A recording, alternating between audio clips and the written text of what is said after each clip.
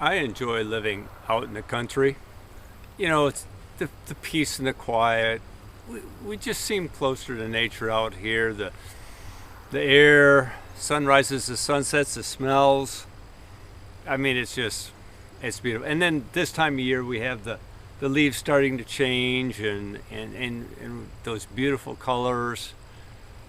And sometimes it just seems like time just stands still, right?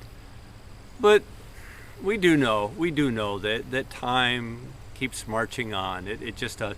The trees grow, they encroach more on the field, houses move into the area. There's just change just is a continuing process. There's nothing that stops change. It's just one of those slow things.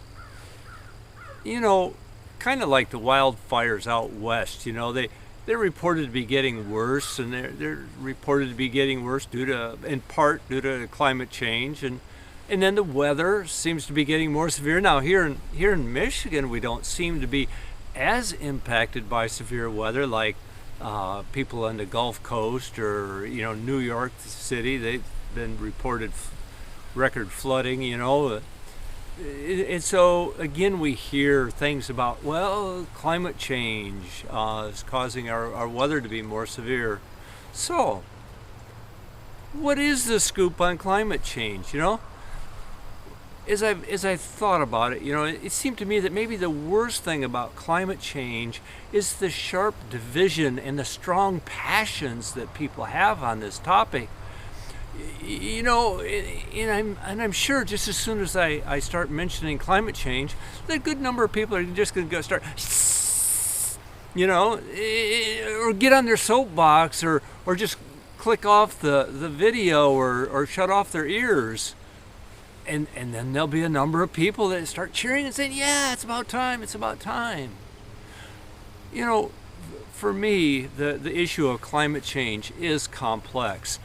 There are a number of unknowns, but I do know that I love living out here in the country, and I do believe that God expects us to take care of this earth that we live on for ourselves, our kids, our grandkids, and on down the line.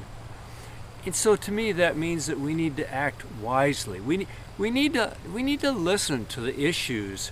We need to respect our neighbors who may feel differently than we do. Because I want my kids, my grandkids, and my neighbors to be able to enjoy the absolute beauty of this country, just like I do. It's all part of our core values at Kalamo of loving God, His creation, and in caring for our neighbors so that they can also enjoy this awesome beauty that we enjoy. We're in a series at Kalamo asking ourselves, what would Jesus say to help us in our lives today? So, what would Jesus say about climate change? I'd like to share my thoughts with you. Check out our message this week. You can access it on our website, calamochurch.org, on Facebook at Kalamo 1953, or we also have a YouTube channel. I believe that if Jesus were here today, that He would look at us with those loving eyes and encourage us to care for others, to be good caretakers of this beautiful land that we live in.